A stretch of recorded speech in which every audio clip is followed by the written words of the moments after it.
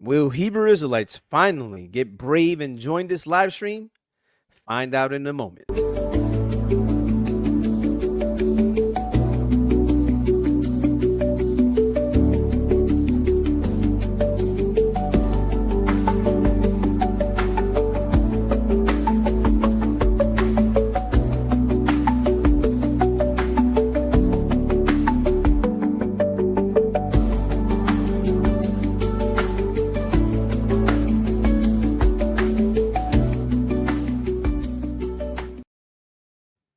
What is going on, YouTube? It is your boy, Faithful to God, and I am back at it again, seeing if we can finally get some Hebrew Israelites to be brave enough to come in here and actually defend their positions.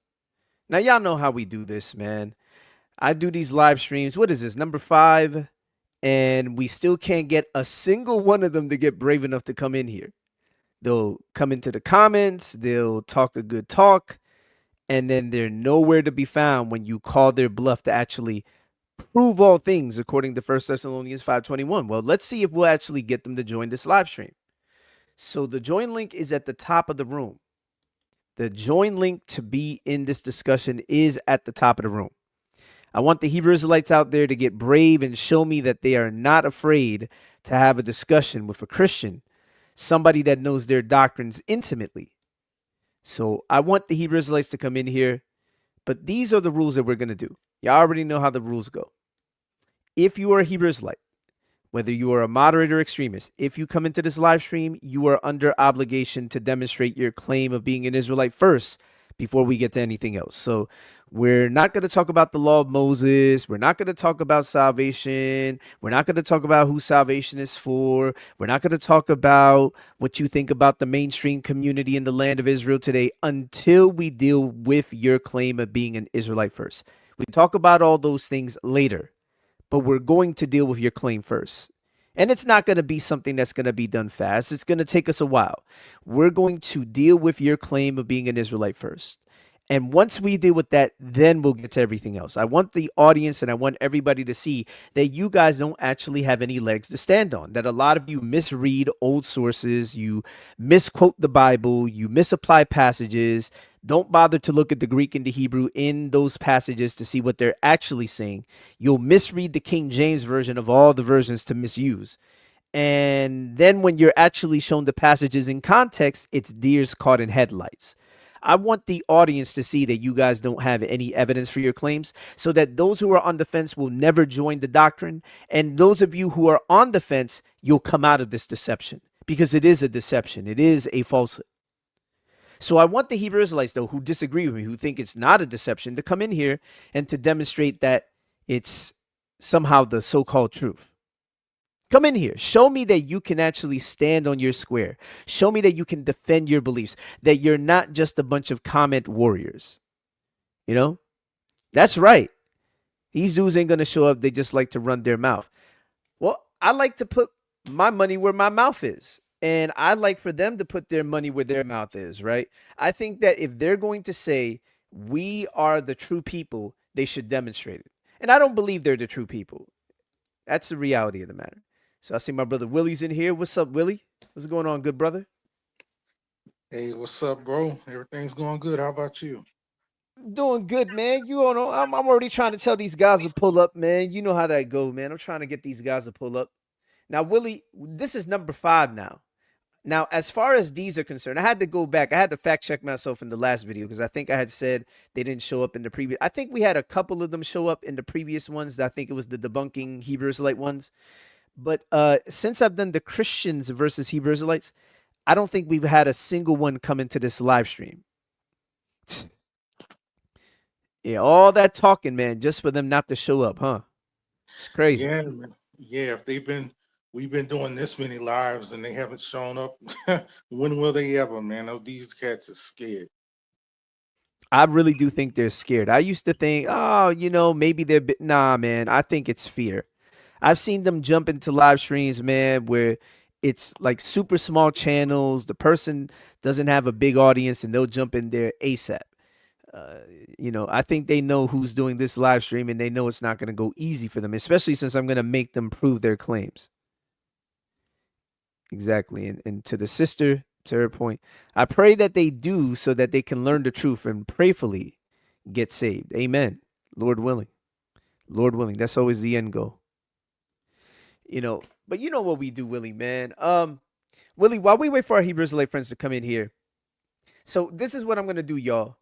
The last live stream, I think I went like an hour and change. This one, I'm gonna shut it down right before that hour mark. If they're not in here by about, I'll say 55 minutes in is more than enough time. If they're not in here by 55 minutes, I'm just gonna shut it down. But in the meantime, I'm gonna go ahead and do some I'm gonna do some Bible teaching. There goes the brother Terrence. What's good, Terrence? Hey, Terrence, if you're following any of these guys, send them the join link to this room.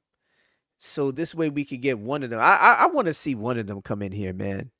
I want to see one of them get brave and come in here. Don't let me down, man. It's been 5 of these, man. What y'all doing?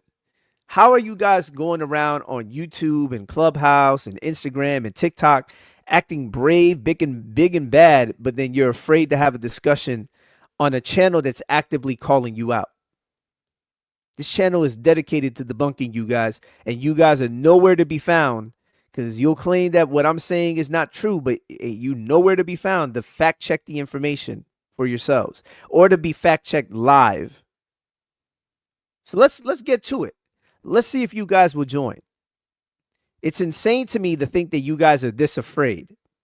And I do see it as fear. It is absolutely fear. All right. So what we're gonna do while we wait for our unlearned friends to come in here, brother Willie, let's get to some Bible, man. You know how this goes, man. Let's get to some Bible. Let's bring out some passages that they like to misuse, man. Uh Willie, what verses should we cover today? Now, we've covered the misuse of Isaiah 45:17. We've covered the misuse of Matthew 15:24. I feel like there's a lot of things that we could cover. What we've covered Deuteronomy 28:68. What should we cover, man? All right. In this order, John chapter 7, verses 33 through 35, with James 1 and 1, Romans. All right, wait, let's do this. Let's do this slowly. Let's do it slowly. I want you to write those down. So Okay. write them down on a piece of paper or whatever you got next to you, and we're gonna cover those one by one, man. So let's start with now you said John John 7, chapter right? 33 All to right. 35.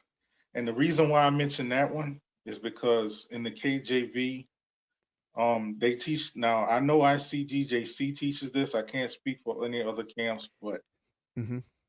um, they go to John chapter 7, verses 33 through 35 to say that Mm, Christ that the Jews were asking, would Christ go to the dispersed among the Gentiles, meaning Israelites scattered amongst the mm-hmm. Gentiles, and then they would say and teach the Gentiles, meaning the Jews in Jerusalem called the Israelites scattered amongst the Gentiles Gentiles. Yeah. So I want everybody to see that they're misreading this. I'll tell you how they're misreading it. This is real easy to understand. Jesus then said, I will be with you a little longer, and then I am going to him who sent me. You will seek me, and you will not find me. Where I am, you cannot come. The Jews said to one another, where does this man intend to go that we will not find him? Does he intend to go to the dispersion among the Greeks and teach the Greeks? $1 million question. Did this passage call the people, the dispersion, the Greeks? Or did it say that the dispersion was among the Greeks, and while he would be there, also teach the Greeks? It said that the dispersion would be among the Greeks, and while he was there, he teach the Greeks. I mean, it's plain English. Plain English, right? But you know Hmm. our friends don't understand plain English, man. You already know that, man. Here, let me. So let's actually look at this in Blue Letter Bible. Not Blue Letter Bible, pardon me, Bible Hub. Tripping, sounding like them right now. So let's do this. This is Bible Hub. This is John 7:35. And what we're going to do is we're going to look at that usage of the word there for Greeks. I want everybody to see that the word there for Greeks does not mean Israelites who have been Hellenized, because there's a specific word that's used in the Greek for Israelites who have been Hellenized, and that's not the word that's used there. So I want everybody to see this. So let me actually go to the interlinear. Give me a second. And this is the interlinear. Let me actually show everybody that the word that's used there is not the word for Hellenized persons. I'm going to show the word for a Hellenized person in a moment. Let me actually pull it up. Yep, I got it right here. Here. So I'm going to show this. I'm going to put the word. So I got both the word that actually appears in the text and then the word that actually means Hellenized Israelites to show it's not the word for Hellenized Israelites. All right. So showing my screen now. I hope everybody can see the screen. Hopefully y'all brothers can see this. Y'all see the screen? Yeah. So this is John 7:35. The word there for Greeks, Elenon, Greeks, right? Elenas, Greeks, right? You see the word there, Elenon, Elenas is both 1672, right? 1672, Greek. A Hellen, Grecian, or inhabitant of Hellas, by extension, a Greek-speaking spiritually, especially a non-Jew, i.e. a Gentile, meaning a non-Israelite, because the term Jew, and I'll show this in a moment, by the 1st century AD meant anybody from the 12 tribes. Don't believe me? Let me actually show that real quick.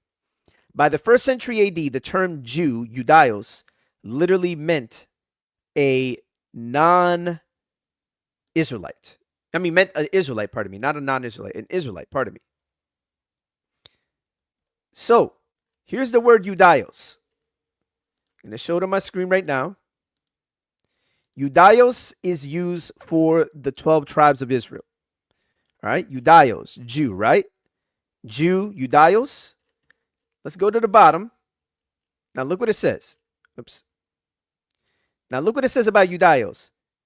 Jewish as respects the birth, race, religion, a Jew. Now look what it says. Before the exile, citizens of the kingdom of Judah. After the exile, all the Israelites. Willie, did that say all the Israelites?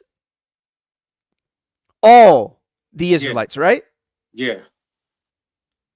In 1 Chronicles chapter 9, verses 1 through 3, who were the people that came back from the Babylonian captivity? It says the remnant of Levi, Judah, Benjamin, Ephraim, and Manasseh. Let's look at that real quick, and we'll come right back to this. Look what it says. 1 Chronicles chapter 9,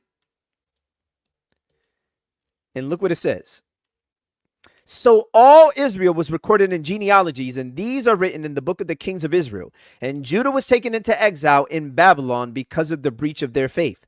Now the first to dwell again, this is after the Babylonian captivity, in their possessions, in their cities, were Israel, the priests and the Levites, and the temple servants, and some of the people of Judah, Benjamin, Ephraim, and Manasseh lived in Jerusalem. Ephraim and Manasseh, is that southern kingdom or northern kingdom? Northern. Northern. Let's go to Luke chapter 2.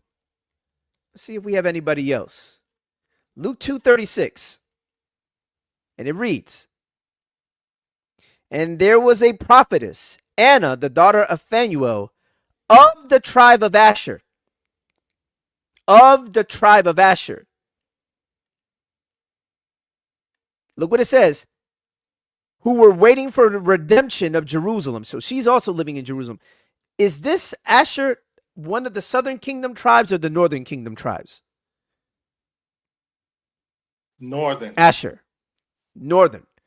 So you have people from the northern and southern kingdom living in the land, and they're all collectively being referred to as Jews. That's a cut. So now we're going to go right back. Look at this. Read this one more time. Whoops. The word Judaios. After the exile, all the Israelites are called what? Jew. Judaios. Now, how do I know that for a fact? How do I know that I'm not just making this up or that the lexicon? Let's do this real quick. Romans 9. Now look what it says. Verse 24.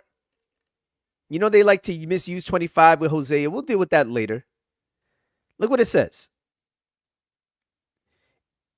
Even us whom he has called, not from the Jews only, but also from the Gentiles. They'll say, see, that's the southern and northern kingdom. No. When you go down here, you'll notice that verse 30, what shall we say then?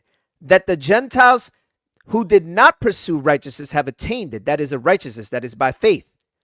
But that Israel, notice that Jew and Israel are used interchangeably. And here Israel is in reference to all 12 tribes.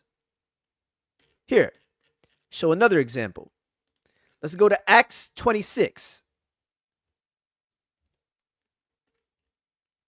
Now look what Paul says. They have known for a long time, my manner of life from my youth, spent from the beginning among my own nation and in Jerusalem, is known by all the Jews. How does he qualify all the Jews? And now I stand here on trial because of my hope in the promise made by God to our fathers, to which our 12 tribes hope to obtain as they earnestly worship night and day. For this hope I am accused by the Jews. 12 tribes. Let's go right back to the definition. After the exile, all the Israelites. Is that all 12 tribes? Does Paul qualify that with 12 tribes? Yeah. That's a cut. So let's go back. We're going to go right back to John 7. We're going to keep that up. Remember 35. What did he say? Verse 35. Then the Jews said to one another, where does this man intend to go that we will not find him? Does he intend to go to the dispersion among the Greeks and teach the Greeks? Now let's look at that word Greek there. Whoops. My bad.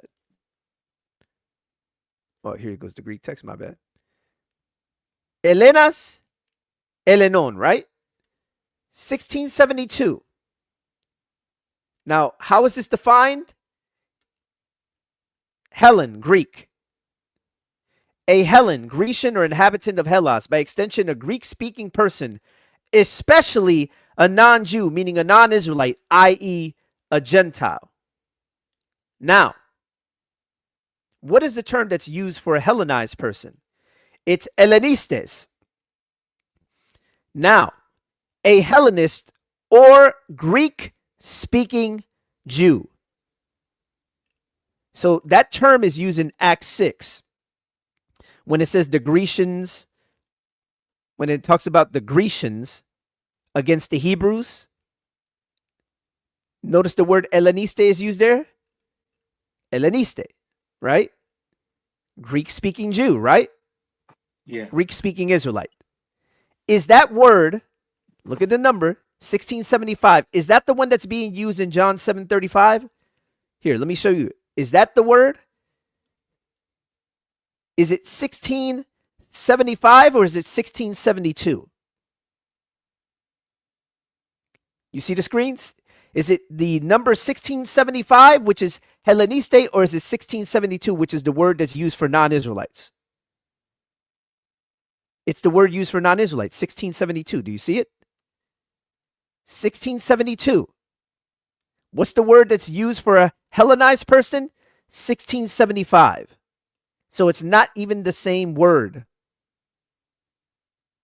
That's a cut. You see how easy that is to cut? That's light work, man. You see how light that is? By the way, y'all brothers can hear me? Is everybody able to hear me?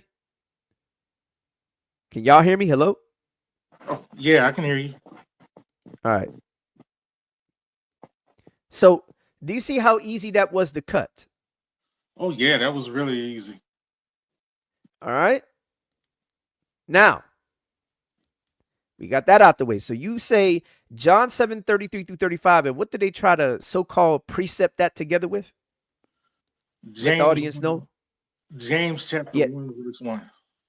Ooh, that's an easy one. I'm going to show you how we cut this. Show you how we easily cut it. So we just explained how that word is used, right? Now, I'm going to go to James 1 and 1. We're going to go to the book of James, Epistle of James.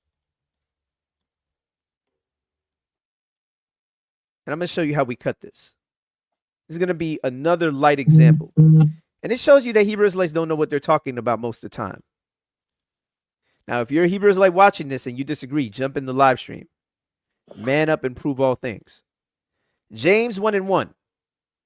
James, a servant of God and of the Lord Jesus Christ, to the 12 tribes in the dispersion, greetings.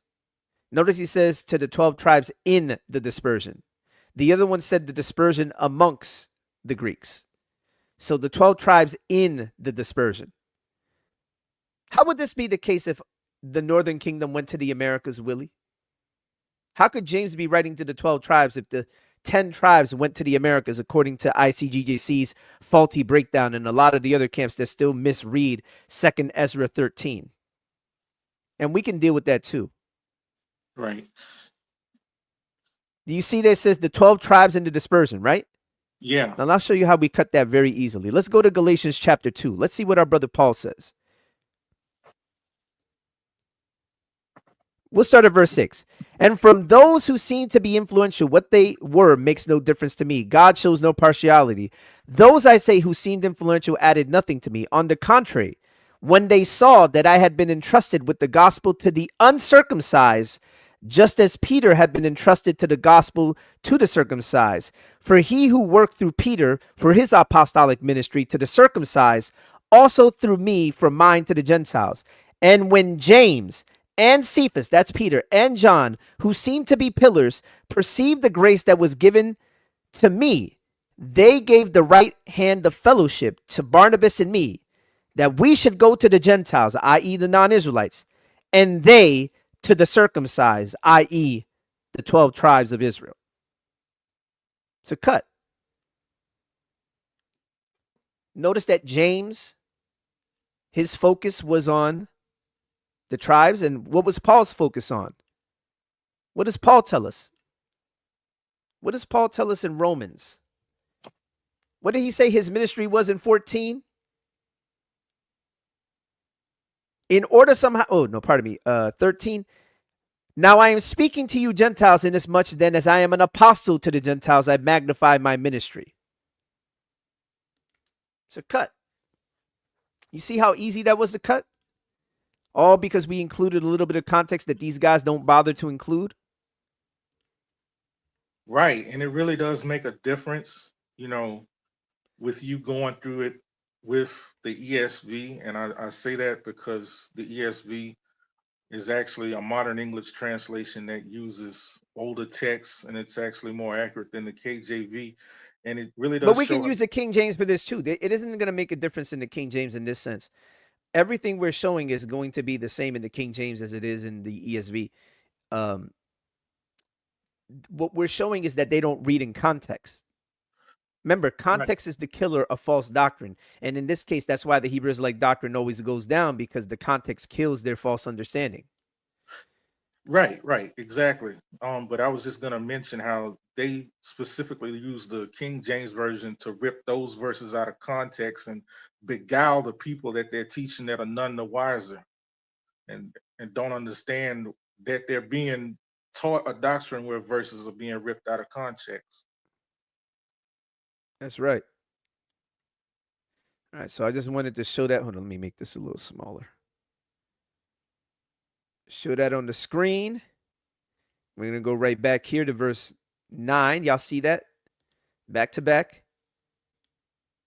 I mean, all because they don't bother to read anything in context. All right, so we cut those. All right, so what else is there, brother? Running through Okay. these pretty quickly today. Um, next to Romans 1:16 and then Romans 10 and 12. Um, Yeah, and the Romans is reason, gonna kill them. oh yeah, Yeah, and Romans 1:16. mm-hmm, All because right.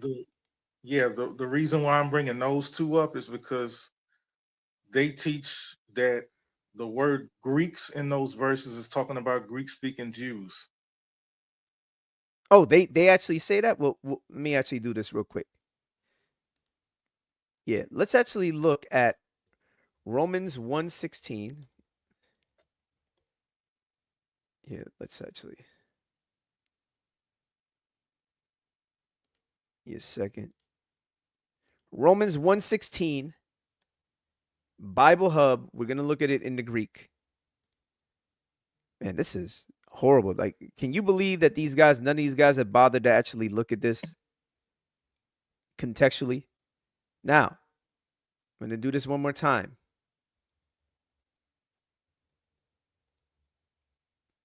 Give me a second. Now, here is Romans 1:16. I'm gonna read ESV. Not gonna make a difference. For I am not ashamed of the gospel, for it is the power of God for salvation to everyone who believes, to the Jew first, and also to the Greek. $1 million question. That word Greek, is that 1975 or 1972? 1975. Ooh, 1975 is a Greek speaking Jew, right? Greek speaking Israelite. Is that the word that's used here? Is it 1975 or 1972? I mean, why did I say 19? I'm tripping. 16? I'm bugging. If I've been saying 19 this whole time, you're going to have to forgive me, man. So let me correct myself. Is it 1672 or is it 1675? What's the number that's used there? 1672 or 1675? 1672. And that word 1672 is used for non-Israelites, right? Right, Especially a non-Jew, i.e. a Gentile, non-Israelite. This one, 1675, is used for Hellenized Israelites, right? right. Now let's go back. Did it say, now we know it's using the word Judaio. Look, Judaio is used for who? Who is Judaio used for? All the Israelites, right? Mm-hmm. So let's go back. So who is the word Greek being used for? All the non-Israelites, right? Right. It's not using the word for Hellenized Israelite. It's using the word for non-Israelite, correct? That's correct. All right. And now you said 10 and 19? 12. 12. For there is no distinction between the Jew and the Greek. Let's go there real quick. We'll see again.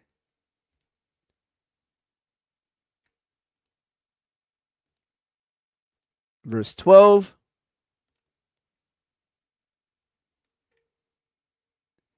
Is that 1675 or 1672?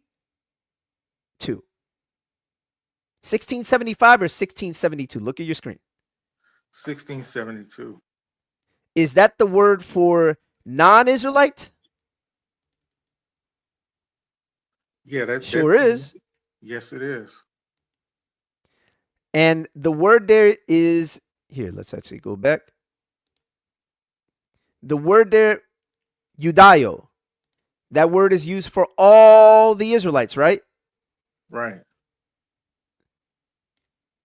Cut. You see how easy that is to cut?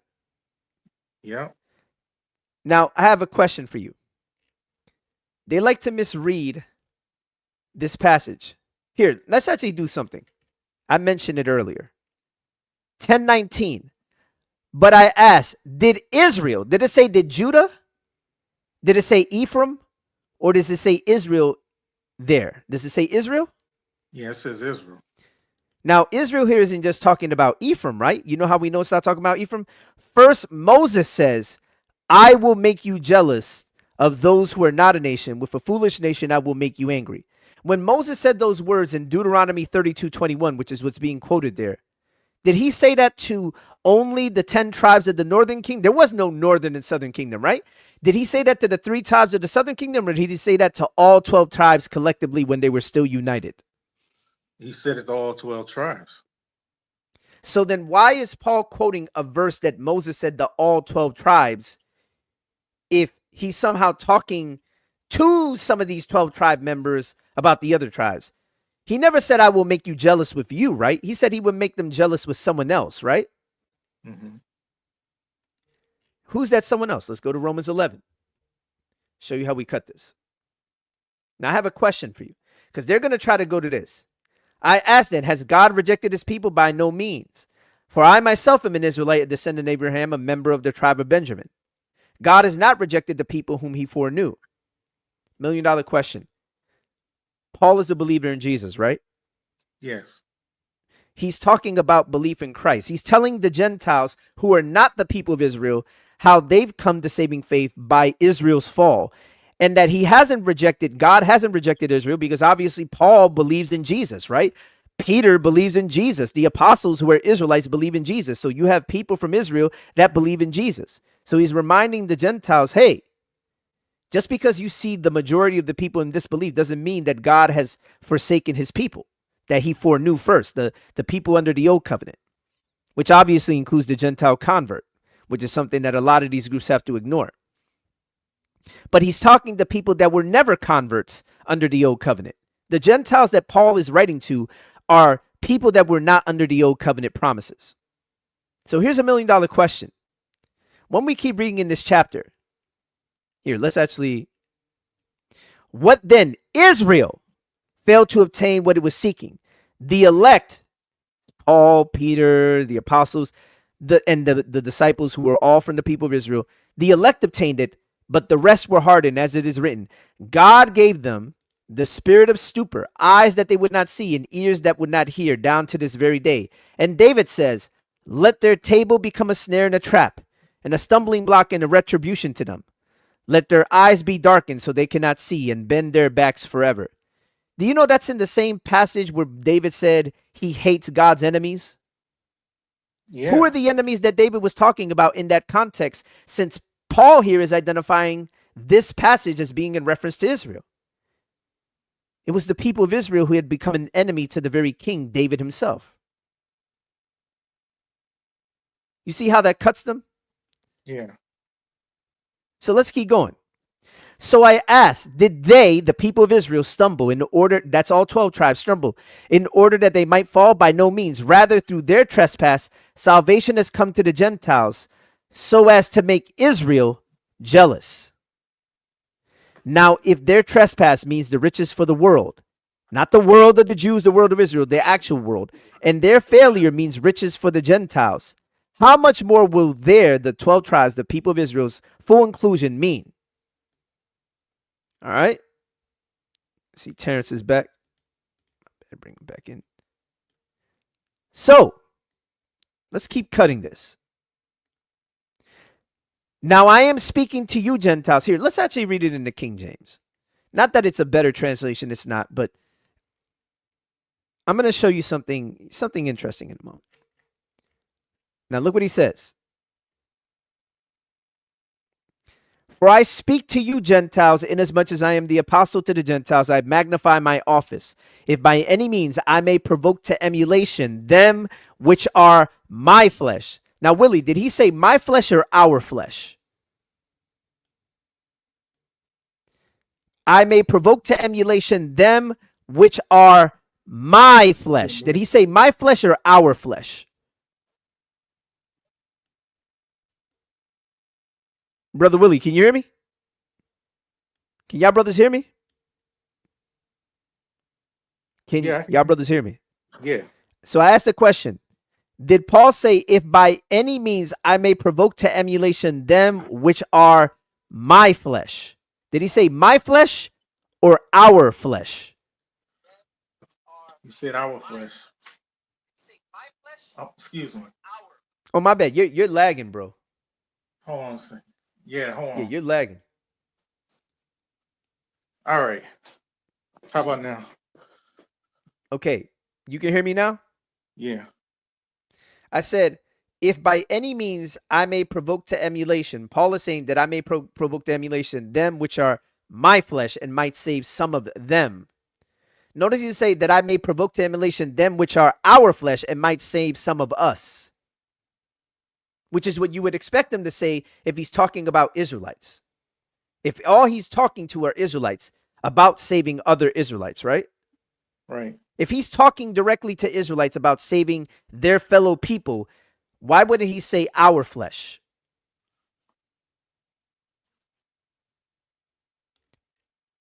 What did he say when he says that I may provoke to emulation them which are my flesh?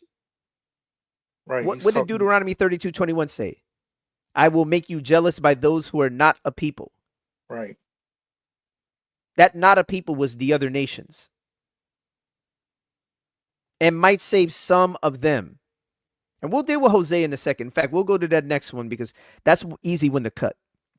For Hmm. if the casting away of them be the reconciling of the world, what shall the receiving of them be but life from the dead?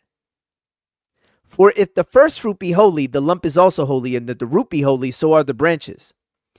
And if some of the branches be broken off, now, Willie, some of the branches be broken off. Let's go to Jeremiah. Let's see who those branches are that were broken off. Jeremiah 11, and we're going to read 16 through 17. The Lord called thy name, a green olive tree, fair and of goodly fruit. With the noise of a great tumult, he hath kindled fire upon it, and the branches of it are broken. And the branches of it are broken. Who are these branches? 17. For the Lord of hosts that planted thee hath pronounced evil against thee, for the evil of the house of Israel and of the house of Judah, which they have done against themselves to provoke me to anger in offering incense unto Baal or Baal. Are the branches that were broken the house of Israel and the house of Judah? Yeah. The branches of it are broken. Now we got a little context. Let's go back. We're going to go down. And look what he says. And if some of the branches be broken off, the northern and southern kingdom, and thou, the non Israelite, being a wild olive tree, notice it's not the good olive tree that was mentioned, it's a wild olive tree, were grafted in among them, and with them partaketh of the root and the fatness of the olive tree. Boast not against the branches, northern and southern kingdom. But if thou boast, thou bearest not the root, but the root thee. Thou wilt say then, the branches were broken off, Jeremiah 11, 16 through 17, that I might be grafted in. Well, because of unbelief they were broken off, and thou standest by faith. Be not high-minded, but fear. Now look at this, Willie.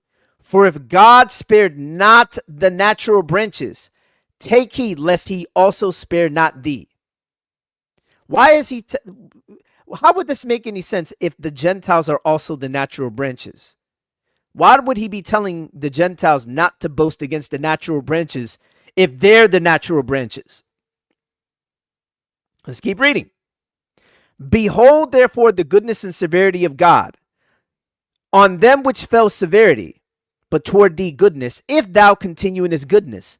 Otherwise, thou also shall be cut off. Now, Willie, did he say thou also shall be cut off again, or thou also shall be cut off, period? Thou also shall be cut off. Period. Does he ever use the word again in reference to the people of Israel? Yes, he does. Look at the word again right here, 23. And they, the people of Israel, also, the northern and southern kingdom, if they abide not still in unbelief, shall be grafted in. For God is able to graft them in again. Again. Why did he not use the word again for the Gentiles? Why does he say you will be cut off? Like you too are going to get cut off, not you two are going to get cut off again. And why does he say for the people that were cut off before, they can be grafted in again? Look at 24.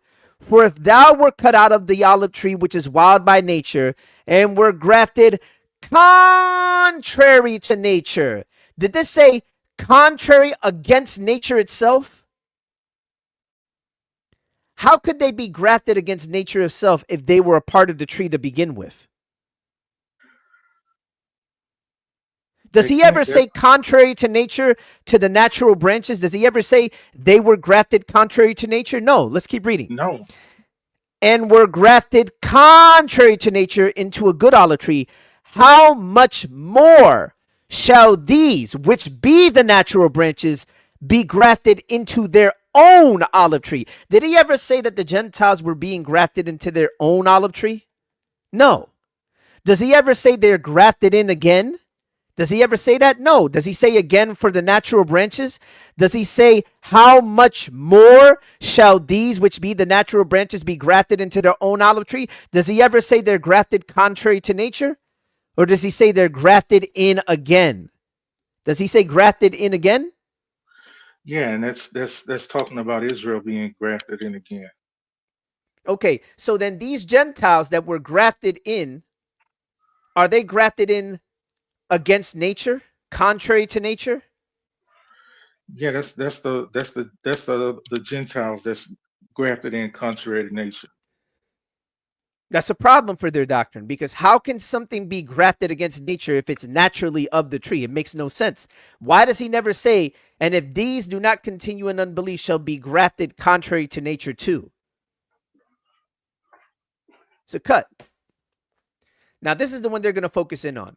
For I would not, brethren, that you should be ignorant. They're going to focus in on the word brethren, but that word brethren is used in the Greek adelphon, is used in reference to people of a common faith, not just people who descend from the same people. Brother doesn't just mean brother of the same lineage. It can be used that way, but it can also mean brother of a common religious belief. And you can find that in the Old Testament too for those non-Israelites when it says you shall love him as one of your own, for you were strangers in the land of Egypt. You shall love him as one of your own, as a brother. Now look what it says. For I would not, brethren, notice he doesn't say brethren according to the flesh, which is what he says in Romans 9. When he's saying according to the flesh, he means the people of his same people group, the people of Israel. But he doesn't say brethren according to the flesh. He just says brothers, brothers of a common faith, which includes people that are not of the same lineage as him. That ye should be, it says, for I would not, brethren, that you should be ignorant of this mystery, lest you should be wise in your own conceits, that blindness in part has happened to Israel, that's all 12 tribes, until the fullness of the Gentiles be come in. And so all Israel shall be saved. Now that's the part they're going to focus in on. See, it's calling these people all Israel. Well, let me show you who's also called all Israel. We're going to go to the ESV for this one. Now watch this. We're going to go to the book of Joshua, chapter 8. We're going to see if non-Israelites are also called all Israel. Joshua 8, 33 through 35. And all Israel, sojourner as well as native born. Native born is talking about the 12 tribes. Sojourner is talking about those non-Israelites that left with them out of Egypt. With their elders and officers and their judges stood on opposite sides of the ark before the Levitical priests who carried the ark of the covenant of the Lord. Half of them in front of Mount Gerizim and half of them in front of Mount Ebal, just as Moses, the servant of the Lord, had commanded at the first to bless the people of Israel. The people of Israel included those non-Israelites, correct? This people right here, correct? Yes. And afterwards he read all the words of the law, the blessing and the curse, according to all that is written in the book of the law. There was not a word of all that Moses commanded. That's in Deuteronomy, and this is relaying when it says blessing and curse, Deuteronomy 27 and 28, that Joshua did not read before all the assembly of Israel, and the women, and the little ones, and the sojourner who lived among them. It's a cut. That's why when you read Numbers, and I'm going to show you how we cut them in Numbers, because they're going to say that those strangers were destroyed in chapter 11. We're going to cut them on that too. And then we're going to go to Hosea. Now look what it says. Verse 15. For the assembly there shall be one statute for you and for the stranger who sojourns with you, a statute forever throughout your generations. You and the sojourner shall be alike before the Lord. One law and one rule shall be for you and for the stranger who sojourns with you. It's a cut. Now, what they're going to do is focus in on this. And they're going to focus in on verse 4. They're going to say, right here it says that rabble. I believe in the King James it'll say mixed multitude or something like that. Here, let's actually. So this is what they're going to do. And the mixed multitude that was among them fell a lusting.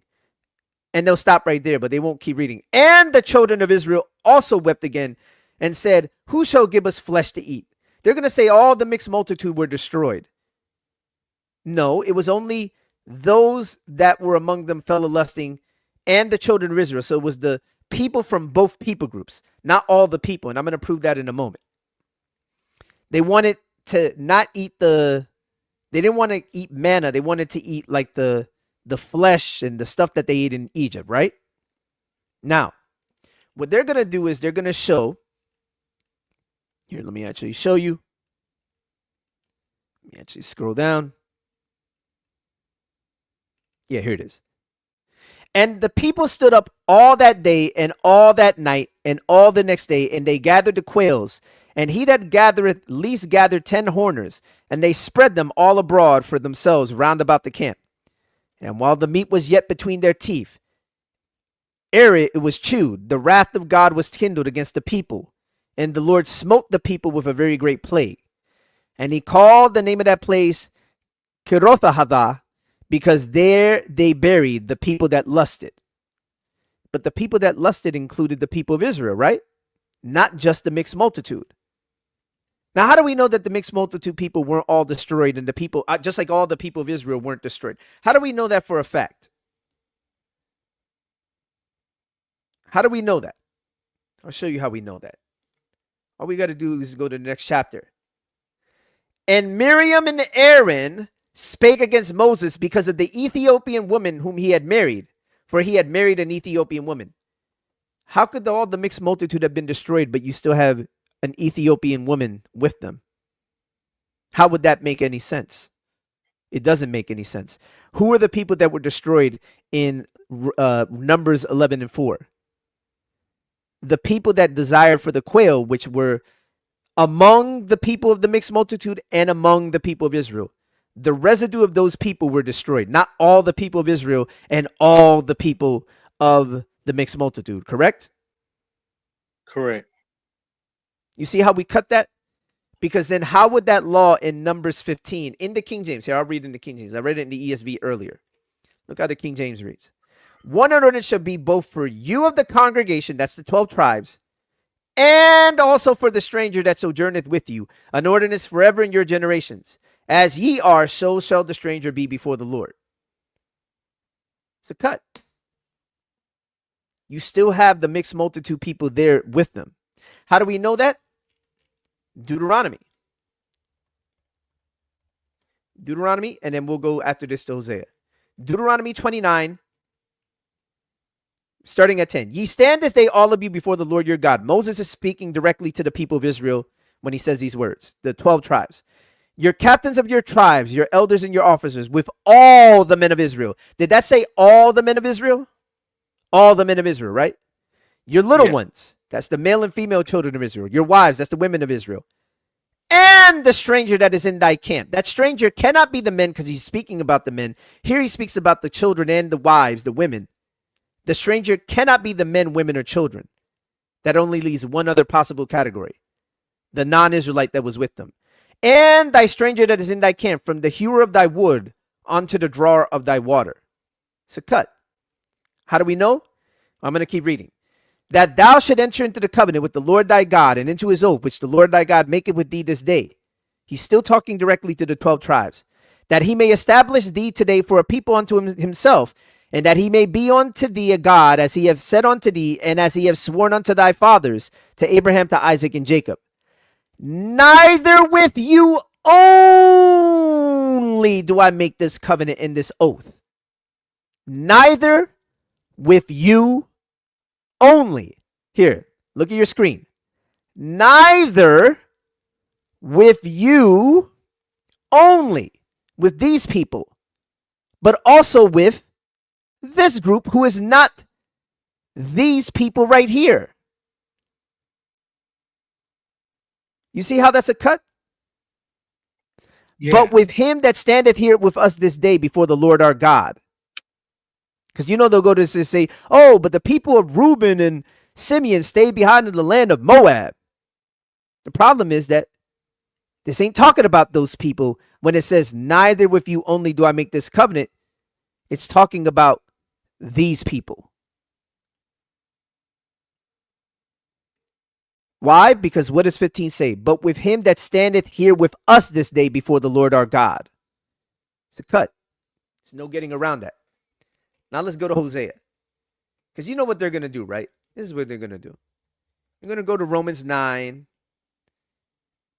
And here, let's actually do this.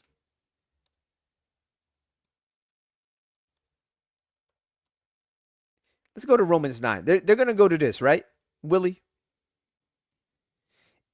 Even Yeah. us whom he have called, not of the Jews only, but also the Gentiles, as he saith also in Hosea, I will call them my people, which are not my people, and her beloved, which was not beloved. And it shall come to pass that in that place where it was said to them, ye are not my people, there they shall be called the children of the living God. So they'll go to Hosea 1, and they'll say that the northern kingdom was called Loami. Then God said, call his name Loami, for ye are not my people, and I will not be your God. Yet the number of the children of Israel shall be as the sand of the sea, which cannot be measured, nor numbered. And it shall come to pass that in the place where it was said unto them, ye are not my people, there it shall be said unto them, ye are the sons of the living God. And then shall the children of Judah and the children of Israel be gathered together, and appoint for themselves one head, and they shall come up out of the land, for great shall be the day of Jezreel. But you know what they don't focus in on? Hosea chapter 2, verse 18. And in that day I will make a covenant for them with the beast of the field, and with the fowls of the heaven, and the creeping things of the ground, and I will break the bow and the sword, and the battle out of the earth, and I will make them to lie down safely. $1 million question. In Isaiah and in Ezekiel, what is the beast of the field a metaphor for? You know this from your days in the ICGJC. Who are the beasts of the field? What was the metaphor for the beast of the field, Willie? Um, I I'll never tell heard you that. if you don't remember. No, The because I beast, never heard. well, I'll tell you, the other camps use this breakdown, especially ISUPK and groups like that. Mhm. Sakari, the beast of the field, they're going to say, are the Gentiles, the other nations. Because Isaiah and Ezekiel do use that word beast of the field for the other nations. That is true. This is how we cut them, though. Mhm. Who is the covenant also being made with? The beast of the field. Right. Who is the beast of the field a metaphor for? The Gentiles. The Gentiles. So down here, when we read, and I will sow her unto me in the earth, and I will have mercy upon her that had not obtained mercy. And I will say to them which were not my people, thou art my people, and they shall say, thou art my God. Who are the people that were not a people before the northern kingdom? Who are those people, Willie? In Deuteronomy 32:21, who are the not a people? The And I nation.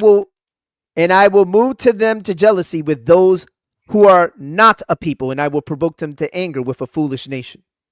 Hmm. Because categorically, all the other nations collectively were, as one, a foolish nation, just as Israel were the people of God, despite being 12 tribes, right? The people of God in the singular sense, Right. right? His nation, even though there were 12 tribes. Now, watch this. Let me show you something. They're going to go to Isaiah.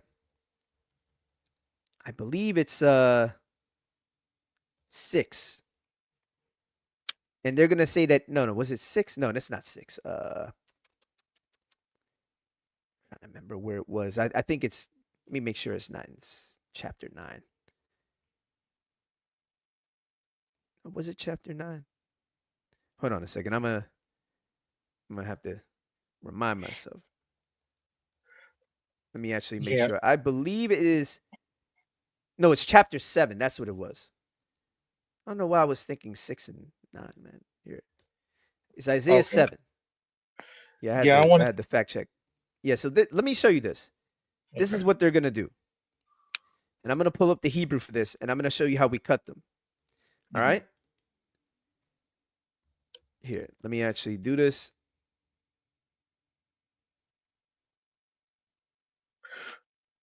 And Give while me you're 1 second. doing that, okay. No, give me a second.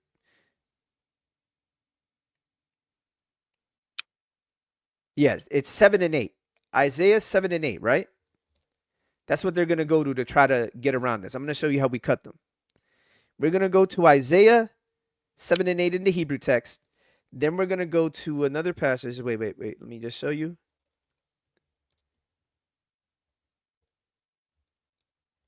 And this is how you cut them.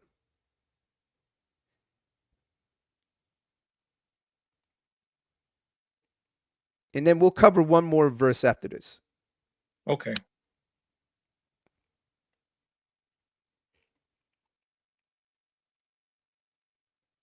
All right? We're going to go to Jeremiah in a moment. We're going to show something that they don't even bother to consider because some of them don't even read in context. So this is Isaiah. Oops, let me X out of here. Now, let me actually do something real quick. Deuteronomy 32:21. I'm going to pull that up into Hebrew. And everybody's going to see how these guys get this wrong. All right? Now I'm going to share my screen and we're going to read Isaiah 7 and verse 8. This is Isaiah 7:8. This is how they're going to try to get around that not a people.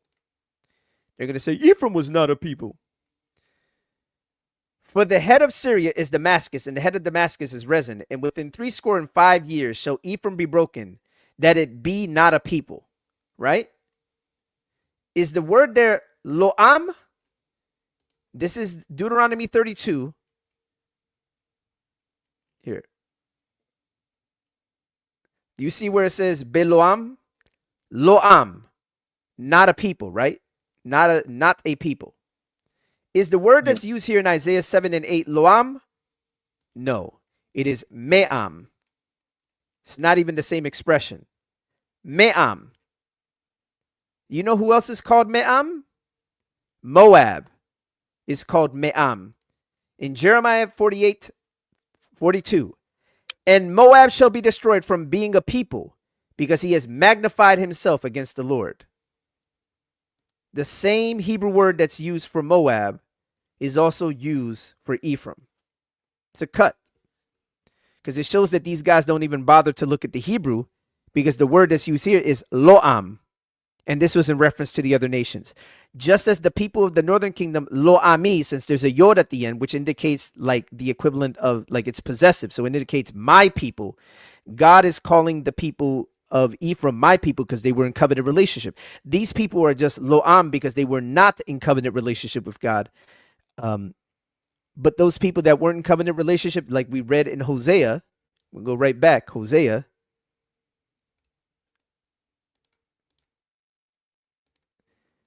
The people that were previously not in covenant relationship, now they are in covenant relationship, right? That's Yeah. interesting because I want to read this. What shall Mhm. we say then? That the Gentiles which follow not after righteousness have obtained the righteousness, even the righteousness which is of faith.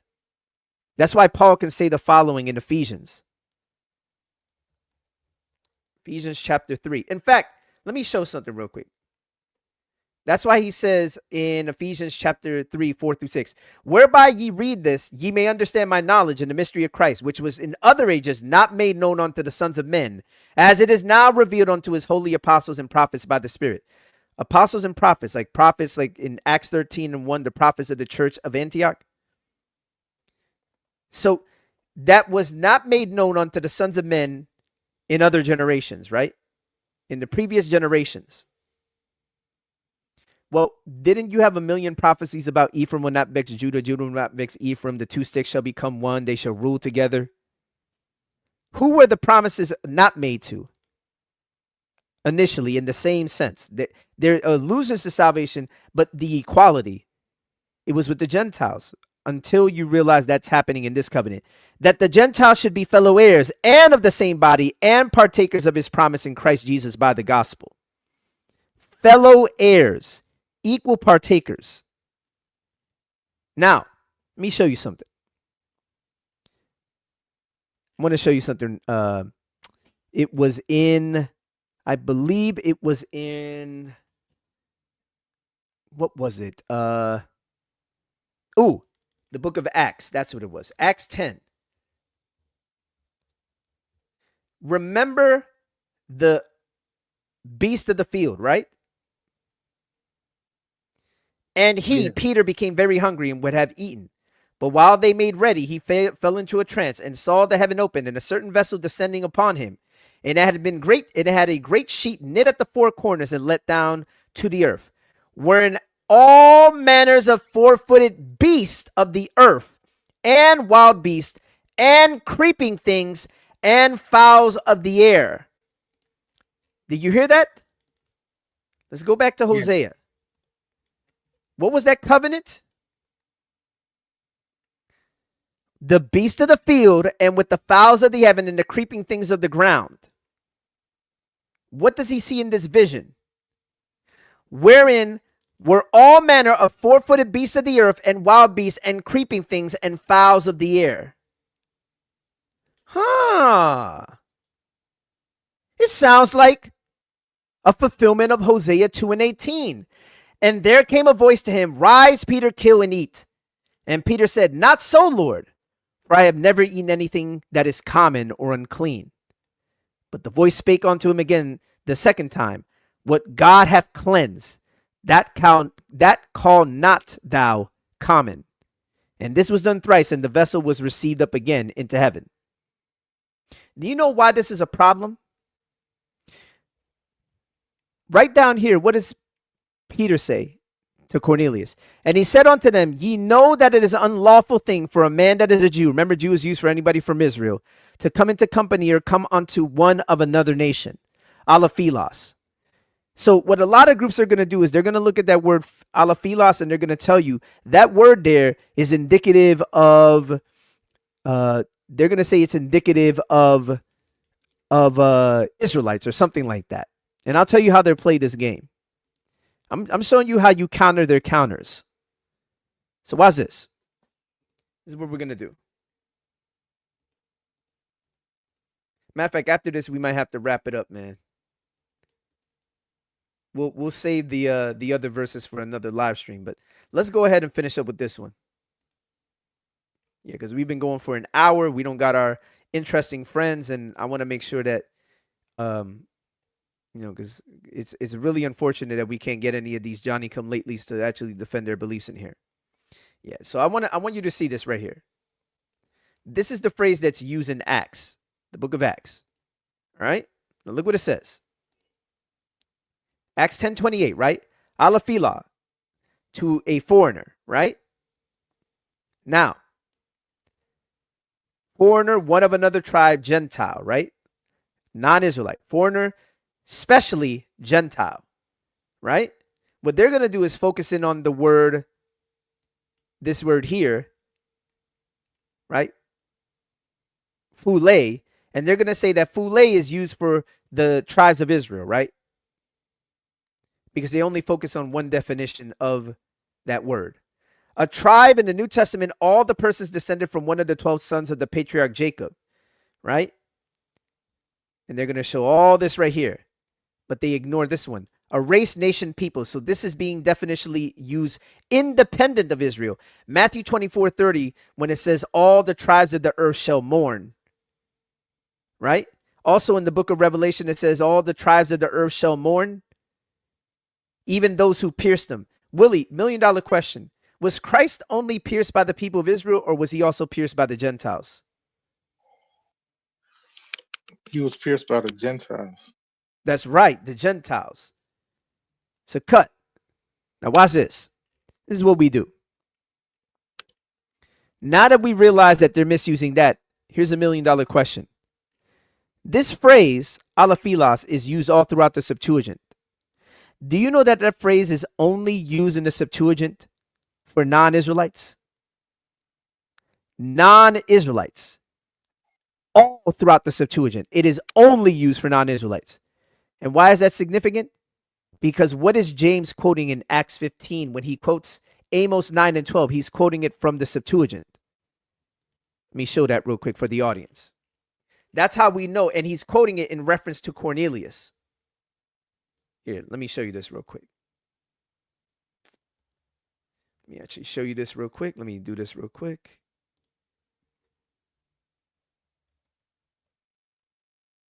Here, let me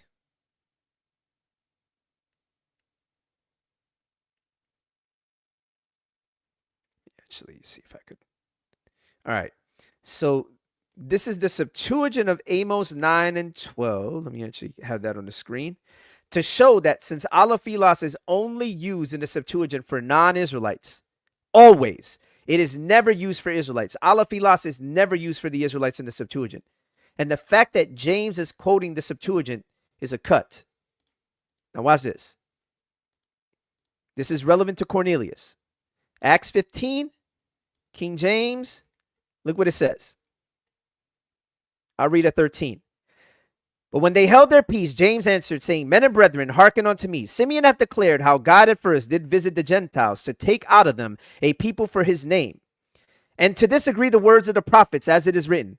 After this, I will return and build again the tabernacle of David that is fallen, and I will build again the ruins thereof, and I will set it up. That word tabernacle that's used here, that word is etymologically related to the word that's used in John when it says, and the word became flesh and dwelt with us, tabernacled with us, which is fallen, and I will build again the ruins thereof, and I will set it up.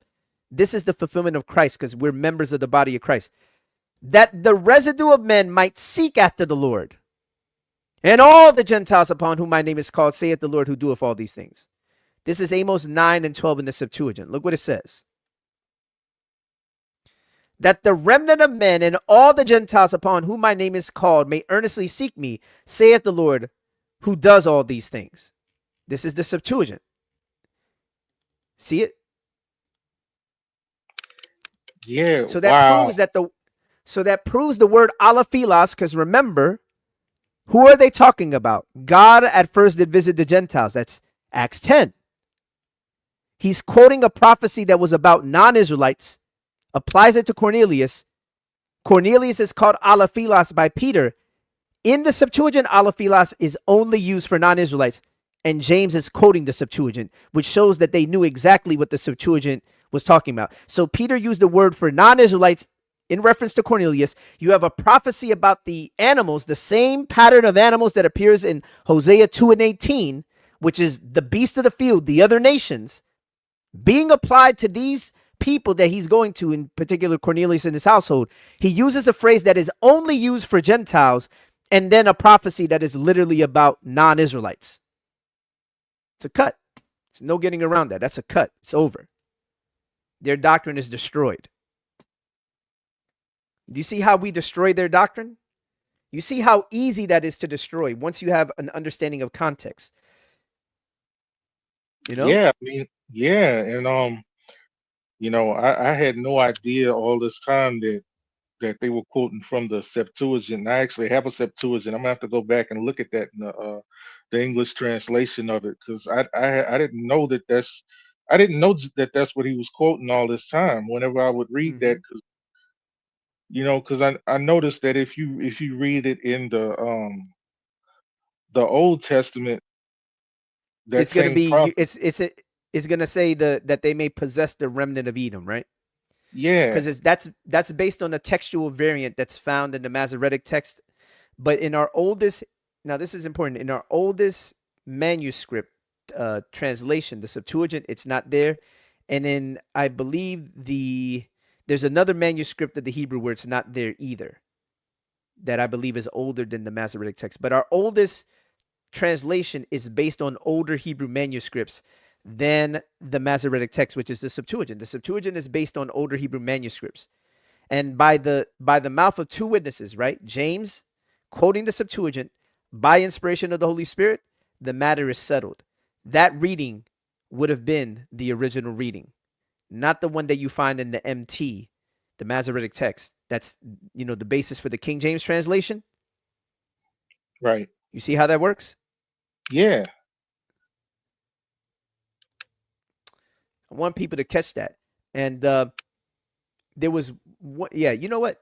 Next live stream that I do, I'm gonna go into more of those verses, Willie. So you and I are gonna keep doing these, man. And next time we'll go for a little longer. But I wanted to do something though before we end this. Give me a second. We're not gonna end it yet. Not yet. Give me a moment. Wanted to do something real quick. Give me one moment. Because I know I got it here bookmark. I'm just trying to remember where I put it, man. I'm trying to. Give me one moment. If not, I'll just show it next time, man. If not, I'll definitely try to show it next time. Yeah, actually, you know what? I'll show it next time, man. I'll show the definition of alophilos in the next live stream because I had it bookmarked. And it had all the instances in the Septuagint where alophila is used, and it's always used in reference to non-Israelites. Always. There's not one instance in the Septuagint where it's used in reference to an Israelite. It is always used in reference to non-Israelites.